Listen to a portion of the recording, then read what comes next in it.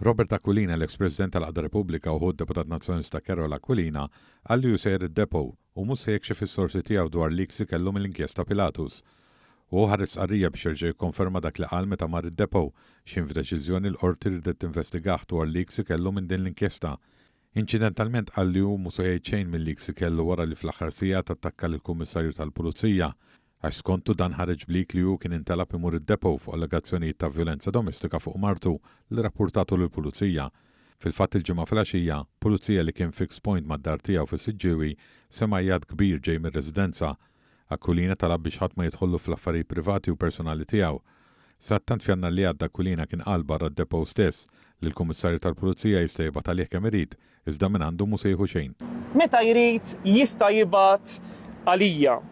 Jibgħat għalija kemm irid għaliex min għandi mhu se jkun jaf assolutament xejn. Min għandi huwa se jikseb l-ebda informazzjoni. Dakinhar kien anke attakka lill-Maġistrat Nadine Santlija li ordnat investigazzjoni dwaru.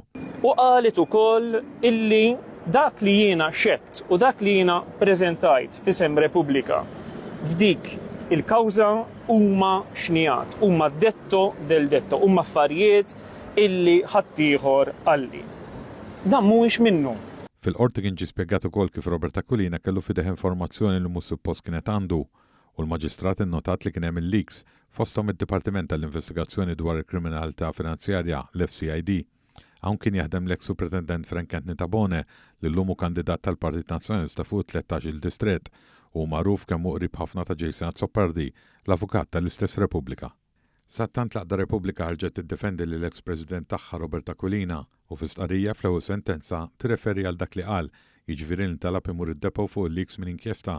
L-Qada Repubblika sejħet l-investigazzjoni fuq Aquilina mill-qorti bħala qatt ta' intimidazzjoni u dan wara li hi bħala għaqda maħu d-Deputat Nazzjonalista Carol Aquilina marret barra d-depo tattakka lill-Maġistrat Santlija u lill-Kummissarju tal-Pulizija Angelo Gafà.